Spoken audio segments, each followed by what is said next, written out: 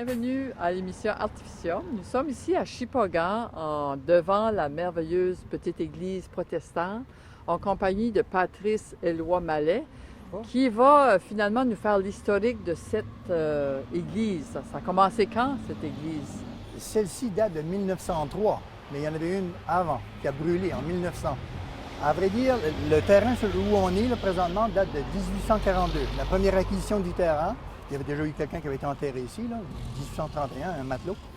Mais en 1842, les 5 premiers margueriers, les trustees, James Blackhall, Kay, Doran, ils se sont associés pour pouvoir construire la première église. Construite de 1842 à 1846. En 1946, premier service religieux. Comme auparavant, pour des services religieux, il fallait soit y aller à Tracadie, à Bathurst, à Miramichi, où il y avait d'autres communautés là, protestantes, qu'on appelait dans le temps, pas le United Church, hein. On appelait ça l'église là, écossaise, là, le Scottish, on dit Church of Scotland. Ça date de 1842-46. Mais est-ce que, lorsqu'elle a brûlé, est-ce qu'elle a été reproduite exactement pareil? Oui, sur les mêmes, oui.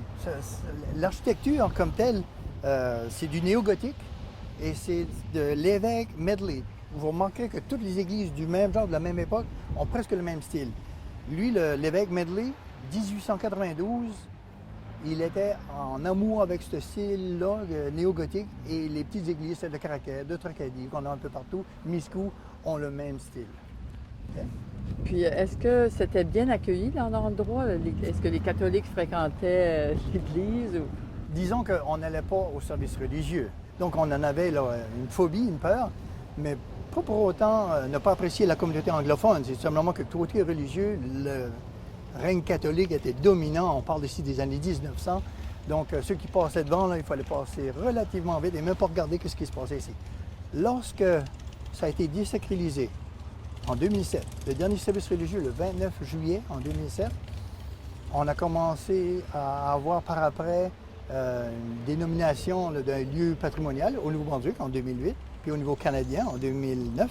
Et c'est en 2009, avec le Congrès mondial acadien, de la péninsule acadienne, qu'on a commencé à avoir autre chose que le culte.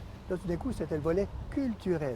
Là, on ouvrait l'église et il y avait des curieux. Les gens, depuis leur enfance qui passaient et qui repassaient devant l'église, pouvaient enfin voir comment était aménagé l'intérieur.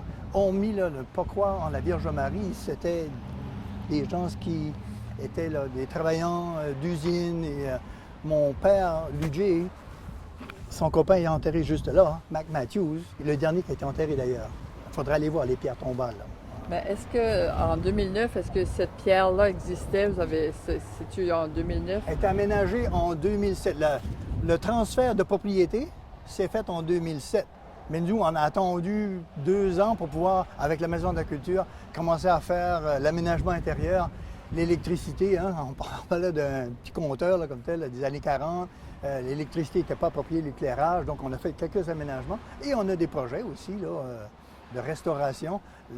Le look blanc, là, ça date des années peut-être 60-70, où on a tout recouvert. Elle était d'un rouge foncé, là, couleur de bateau d'époque, auparavant. Là.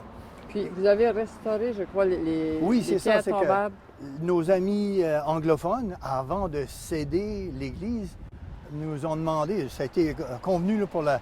Ah oui, si l'acquisition du terrain en 1842 avait coûté 60 sous, tant de shillings, là, mais c'était 60 sous pour le terrain des Cunard. Lorsque le transfert s'est fait, ça a été vendu pour la modique somme de 1 $. Donc c'est passé de 60 cents à 1 $. Et les anglophones, David Morrison en particulier, un des trustees, là, un des marguilliers, a fait sûr de faire les aménagements intérieurs. Tout ce qui était de croix de bois, désolé, c'est parti avec le temps, comme partout ailleurs, que ce soit les cimetières catholiques ou protestants. Mais les pierres, qui étaient plus là, soit du granit ou de pierres d'Europe, là, il y en a une très belle là-bas. Là. Celle-là, on a demandé tout simplement, plutôt David Morrison et les marquis qui étaient là, demandé à la firme Monument Saint-Anne, avec Yves Thériault, de faire les aménagements. J'ai des photos de à quoi ça pouvait ressembler. Quand tu laisses une pierre là pendant 50 ans, l'élément, la nature fait que ça ressemble à quelque chose d'autre que ce qu'on voit présentement. Là maintenant, on n'a qu'à conserver. Donc on a fait tout simplement une belle haie autour pour protéger. C'est un espace vert, c'est un lieu de recueillement. Les communautés anglophones maintenant... Mais à l'époque, est-ce qu'il y avait un service à tous les dimanches? Oui. C'était régulier, peut-être pas pendant les périodes hivernales. On faisait appel à des curés qui étaient soit de Bathurst ou bien de Miramichi pour venir. Vers la toute fin, il n'y avait qu'un service par mois. Même vers la toute fin, il n'y avait qu'un service au mois d'août. Au dernier service, lorsqu'ils sont venus, c'était plein. Hein. Moi, je suis resté à l'extérieur pour permettre aux gens vraiment... Il y avait des gens de l'Arizona, il y avait des gens de Fredericton, de Saint-Jean, des descendants de ceux qui sont enterrés ici ou qui ont vécu ici, qui ont séjourné à Shippagan. Et c'était de toute beauté. Il y en avait qui étaient même habillés avec le kilt là, écossais. Là. Ça, c'est en quelle année? Le 2007, le 29 juillet en 2007, dernier service religieux. 2008, on reconnaît le lieu patrimonial provincial. 2009, on le reconnaît au niveau national et ça mène le Congrès mondial acadien. On passe d'un lieu de culte à un lieu de culture. Mais il y a eu des années qu'il n'y avait rien, c'était à l'abandon. Mais qu'est-ce qui s'est passé qu'à un moment donné, ça a été légué au conseil municipal?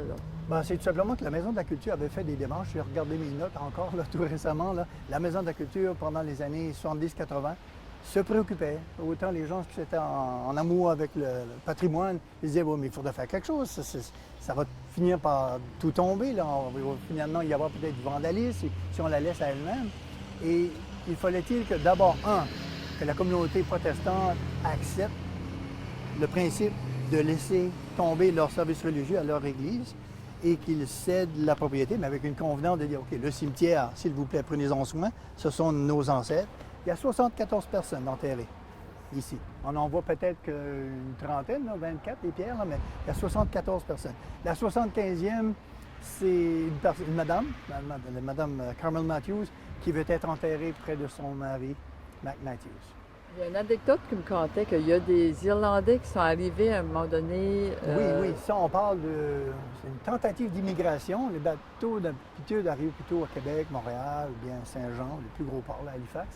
Puis en 1847, il y a 80 immigrants irlandais qui apparaissent sur le Eliza Liddell. En mauvais état, s'il vous plaît. Il y en avait qui étaient morts en mer. C'était la crise de la Blight, hein, c'était la patate, là, comme telle. On pouvait partir à la première occasion pour le Canada ou les États-Unis. Donc, ce bateau-là est arrivé, sans trop prévenir là, les douaniers, tout ça. Donc, ça a été comme, qu'est-ce qu'on fait? Bon, il a fallu, la communauté acadienne locale a démontré, je crois, là, quand on dit qu'on est accueillant, les Acadiens, la preuve, en tout cas, nous, pour ce qui est de Shippagan en 1847, de voir ces 80... Il a fallu les garder en quarantaine pendant un bout de temps. Dr. Baldwin puis Doran s'en ont occupés. Et puis, ils ont passé au travers du premier hiver. Puis par après, ça a développé les communautés irlandaises autour de Puckmush, Cones Creek. Il y en a qui sont déménagés plutôt autour de Miramichi, qui est la capitale canadienne, irlandaise. Et d'autres qui, par après, se sont amenés à Fredericton, Saint-Jean. Même qu'une belle anecdote côté d'Irlandais, c'est lorsque le transfert s'est fait de la propriété, là, de l'Église United Church à la ville de Shippagan, c'est un des trustees du nom de Merle McDonald, qui avait fait l'école Marie-Esther Upshur, notre Marie-Esther Upshur, l'école Marie-Esther. Je lui apprenais que regrettablement était décédé, ça faisait déjà 2 ans, ça l'a touché, là, mais il parlait français couramment comme nous deux. Là. Et ce qu'il m'expliquait, c'est qu'il avait retenu son avocat à Saint-Jean, parce que lui, Merle était devenu un pharmacien à Saint-Jean de Beaubonzé, pour faire les actes de transfert, préparer les papiers. Puis l'avocat lui a carrément posé la question, il dit, c'est pour un transfert à quelle municipalité encore? Pour la municipalité de Shippagan. OK. Prenez des notes. Puis à la toute fin de la conversation, mais il faut parler à faire. Bon, ça va coûter combien pour les honoraires? 0.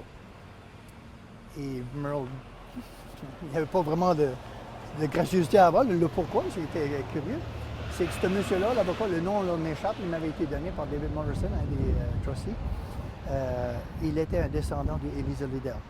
Il avait mémoire, 160 ans après, que lui, sa famille est arrivée avec seule fortune, un chaudron. Seul élément il avait payé là, le voyage pour la famille au complet pour arriver. Puis c'est fondé là, une nouvelle vie au Canada. Et comme fortune, un chaudron. Ils ont passé au travers du premier hiver grâce à l'accompagnement des Acadiens locaux.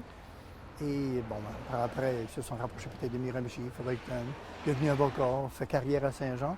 Et lorsque vient le temps de faire l'acte de transfert, l'homme était conscient de d'où il venait, là. Ça datait de 1847. Wow! Et ça nous revient par après. C'est de belles histoires là, à rapporter. Est-ce que vous avez été surpris de l'acoustique? Oui, oui. Ben ça, c'est pour quelqu'un qui a l'oreille. Moi, j'apprécie, là, mais je vais le nommer. C'est Calix Duguay, avec sa conjointe, qui ont visité. Je m'adonnais à être avec lui, puis je lui ai ouvert les portes. J'avais les clés dans le temps. J'ai laissé ça à la municipalité. Et je lui ai fait voir. D'une curiosité, notre Calix, dont lui, il voulait absolument. Il a bien vu que c'était un harmonium. Est-ce que je peux essayer? J'ai dit, bon, il n'y avait rien. Je me disais, c'est lui l'artiste, on va voir si ça marche. Il a retiré doucement la toile, puis il recouvrait, là. Et joué quelques petites tirettes, il s'est mis à pédaler là-dessus. Je suis pas plus amateur de musique que d'autres, mais pour que ça me lève les poils, là, ça te fait frissonner, là. Il y avait quelque chose là, qui se passait. C'est vraiment d'une acoustique parce que la structure intérieure, la toiture est sous forme de bateau inversé. Ce qui fait que le son circule d'une aisance, il monte, il revient, donc formidable. En tout cas, pour les très amateurs de musique. Le marché de Saint-Jean. Oui, d'accord. Avec une acoustique spéciale. Celle-là, là, c'est Calix, c'est sa conjointe qui m'ont dit, ici, même s'il y a quand même, c'est tout près du boulevard, là, ça passe, on a des motos et des camions, on ne s'en rend pas compte. Surtout qu'on ferme les portes, on est dans un lieu. D'ailleurs, Joshua Alexander, sa pierre tombale est là-bas, là. Un des premiers, là, mariés, est devenu le premier député francophone du Nouveau-Brunswick. Il parlait français, lui. À Fredericton, oui, il y a eu des Acadiens, là, comme tel, qui sont devenus députés, Benio et ça. Mais le premier député francophone, c'est un Jerseyais du nom de Josué Alexandre, pour faire Joshua Alexander. C'est ça. Les Jerseyais jouaient entre l'anglais et le français normand, là, comme tel. Et la pointe des Alexandres, sur l'île Lamec, c'est la pointe des 5 frères. Il y avait Joshua, Francis, George, ou Francis, Georges, Alexandre, et on leur a donné le nom là, à la pointe des Alexandres. La pointe à Campbell aussi? La pointe à Campbell, c'est un collègue, c'est un autre. Si on voit là, en avant, on voit les premiers là, mariés. Joshua Alexandre était là, James Blackall, il y avait George Campbell, qui était à Petit-Chupagan. On dit communément la pointe à Campbell, mais c'est la pointe des Campbell, George puis George. D'après toi, est-ce qu'il y a beaucoup d'Acadiens qui sont d'origine de cette communauté-là? Il y a eu des mélanges avec les Acadiens. On dit que le nom n'a pas resté comme tel, les McDonald's, les... Bien, on a tous une grand-mère. Bien, à la 4e génération, j'ai assez fait de généalogie, j'avance quelque chose devant la télé, là. À la 4e génération, on est tous cousins. Okay. Il y a une grand-mère Chiasson-Tudago qu'on a oublié parce que c'est le patronyme le plus commun. Okay? Mais moi-même, si je me prends moi puis je regarde mon arbre généalogique, dans le temps de le dire, j'ai Barbara Duke, qui est enterrée ici même, comme grand-mère. Les yeux verts, ça vient de là, là. Probable. Ou le fait que je vois de belles femmes, ça me fait changer la coloration des yeux, ça éclaircit le regard. Donc, oui, il y a du irlandais, mais il y a aussi dans moi de l'allemand. On a passé le test génétique récemment, là, on parle d'autres choses que l'Église, mais on est descendants de Vikings. Les Malais, là, de Chupagan, on a passé le test. Mon Malais aussi, donc Victorin, pardon, Malais. Vous avez du Micmac aussi. Micmac, absolument, oui. Ouais. Mais en terminant, est-ce que la communauté de Chupagan va continuer dans cette démarche-là? Oui, définitivement. Avec la Maison de la Culture, que vous allez interviewer bientôt, Diane Deschamps de la Maison de la Culture, on va certainement faire de la plus belle programmation. Mais l'objectif tout de suite, là, à court terme, c'était, depuis 2009, ça fait déjà 7 ans là, qu'on apprivoise, mais on est en train de faire des démarches auprès des instances subventionnaires, provinciales, fédérales, Patrimoine Canada et autres, là, pour pouvoir la ramener dans son état le plus original possible. Le recouvrement là, de shed-oven, des trucs comme ça, il faudrait essayer de la ramener et aussi la rendre la plus accessible au grand public. Dans le sens suivant, on ne veut pas agrandir nécessairement. C'est 80 places maximum là, dans la petite église. Même 70 pour être confortable. Mais ça prend l'eau courante, ça prend les égouts, ça prendrait l'électricité autre qu'un panneau des années 40, si on veut vraiment avoir spectacle, son et lumière. Et si on est pour avoir plus de spectacles d'autre côté culturel, il va falloir des loges, il va falloir des espaces de rangement. Donc, on pense peut-être de prendre expansion là, vers l'arrière pour pas que ça ne affecte. Là, le cachet va demeurer. Il y aura tout simplement, un appan qui se développerait là, juste à l'arrière de l'église pour la rendre beaucoup plus fonctionnelle. Après, ce serait de l'animation. Il y aurait des histoires de Elisa Liddell, peut-être qu'on pourrait reprendre, d'ailleurs, qui est tout monté sur un site que j'ai vu là, à UNB. Là, tout ça, toute l'information est là, en français, en anglais. Bon. Et il y a aussi la petite anecdote depuis à Woodsall, communauté anglaise, autour de Shippagan, juste à l'arrière ici, on a même le vieux shed là, comme tel, là, l'entrepôt, ce que se trouvait, un puits. Et du côté folklore anglais, on disait « Celui qui a bu au puits à Woodsall, il reviendra toujours. » Et on aimerait pouvoir ramener ça ici. Parce que ça aussi, c'est du folklore, ça fait partie de notre histoire. On l'a oublié, mais Monseigneur Donat nous l'a rapporté, il l'a bien écrit. Monseigneur ne racontait pas d'histoire lorsqu'il publiait. Donc, il faut juste se le réapproprier et peut-être aménager pour que le touriste, lorsqu'il veut s'approvisionner en eau, il arrive, et s'il vient au puits à Woodsall, il reviendra au puits à Woodsall. C'est bon pour le touriste, ça. C'est bon pour le touriste, exactement. Bon slogan. Hein? Nous sommes en présence de Diane Deschênes, qui est présidente de la Maison de la Culture. Alors, Diane, ça concerne quoi ton travail présentement? Bénévole, bien sûr. Tu t'occupes de la Maison de la Culture, de la programmation. Oui, exact. La Maison de la Culture, c'est la société culturelle du territoire de Pocmouche-Amisco. Donc, on a notre division, notre programmation régulière qui s'arrête à la fin juin.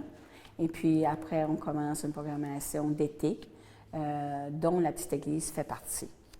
Donc, ici, à la Petite Église, on reçoit des exposants, des artistes, soit qui sont déjà originaires de Shippagan, de la Mecque, de tout notre territoire, ainsi que la péninsule acadienne.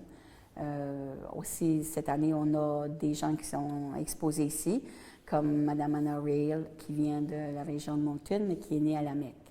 Donc, on favorise un peu ces artistes-là qui sont à la retraite et puis qui viennent exposer, qui se font connaître. C'était comme AB qui est devenu plein temps pour certains d'entre eux autres. Puis là, présentement, vous avez une aquarelliste qui est Pierrette Robichaud. Exact. Alors, Pierrette a été partie pendant X nombre d'années dans la région de Montréal, où elle travaillait comme bibliothécaire. Et puis, elle est revenue depuis 2012. Alors, c'est sa 4e exposition, celle-ci. La première exposition, elle l'a faite dans la Petite Église l'année passée aussi. Et depuis ce temps-là, elle est demandée d'exposer à différents endroits. Elle travaille l'aquarelle. Comme vous savez, l'aquarelle, c'est très difficile. Pour ceux qui connaissent la différence entre la peinture à l'huile et l'aquarelle, ils vont dire que c'est même plus facile, la peinture à l'huile.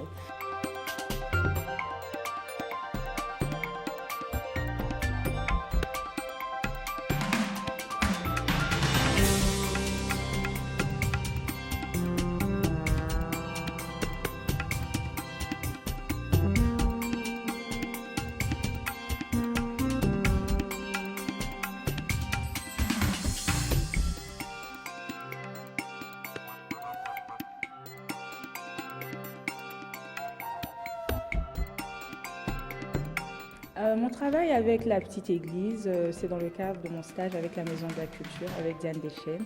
Donc ici, je suis tous les jours présente de 1h à 5h, principalement pour la vente des billets et pour accueillir ceux qui viennent pour les différentes expositions, c'est ça.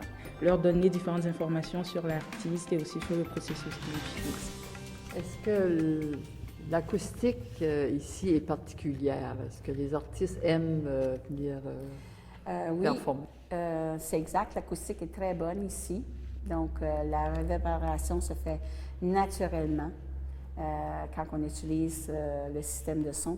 Le technicien de son va nous dire je ne mets presque pas de réverbération dessus parce qu'il y a une belle écoute dedans. Et puis, étant donné qu'on a juste comme 68 places, il y a beaucoup de gens qui aiment cette atmosphère-là. C'est une atmosphère intime. Où l'artiste est très à l'aise de discuter avec le public et c'est ça que les gens aiment de plus en plus, je pense. Donc, toutes les petites salles au Nouveau-Brunswick présentement, c'est vraiment couru par les spectateurs et spectatrices aussi. Quel genre d'artiste que vous choisissez? Comment vous faites votre sélection? La sélection, c'est moi qui la fais. Donc, c'est soit des gens que j'ai vus à la Franco-Fête ou des artistes émergents de notre région, aussi de la péninsule acadienne, c'est provincial aussi. Cette année, on a une programmation d'un peu, c'est même international. On va recevoir les Swing Girls, donc ils viennent de la France. On reçoit aussi Isabelle Longnus, qui demeure maintenant depuis une dizaine d'années à Vancouver, mais qui est originaire de la France aussi. On reçoit Mario Saint-Amand, qui lui vient du Québec. Et puis on a des artistes émergents de la péninsule acadienne aussi, de notre programmation. Il y a des artistes professionnels aussi, que je juge professionnels parce que M. Donald Lacroix est venu nous visiter, c'était salle comble, puis les gens ont aimé énormément son spectacle. Est-ce que les gens sont à l'aise avec la température, là, malgré des fois quand il fait chaud, est-ce que... Depuis 2 ans, on a eu une thermopompe, gracieuseté de la ville de Shippagan. Et puis, disons que là, maintenant, il y a des gens qui vont s'asseoir dans cette rangée-là qui vont dire bon, mais c'est trop froid. Auparavant, c'était vraiment chaud, dépendant des 2 ans passés. Là, on a des gens qui s'étaient venus, puis ils toléraient quand même la chaleur, mais maintenant, ils sont vraiment à l'aise. C'est des bancs en bois typiquement d'église. Est-ce que les gens amènent leur coussin pour passer quelques heures? Certains, oui. Aussi, on place des chaises dans chacune des rangées où se situent les bancs. Il y a des gens qui préfèrent s'asseoir sur les chaises. Il y a d'autres qui préfèrent s'asseoir directement dans le banc. Les gens, généralement, ils oublient qu'ils peuvent avoir mal à quelque part.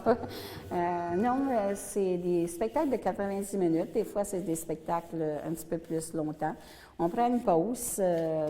Après 45 minutes, 50 minutes, il y a une pause. Les gens vont à l'extérieur. Ça devient aussi un incontournable au niveau de rencontre des gens. Il y a des gens qui vont descendre, par exemple, visiter leur famille de Shippagan, et puis, bon, ben ils vont venir à un spectacle, là, il va être des gens qui, depuis longtemps, qu'ils n'avaient pas vu, puis là, c'est des grosses discussions quand ils sortent à la pause. Alors, ça se fait, le spectacle se fait en toute intimité. Donc, l'artiste est très à l'aise pour interagir avec son public.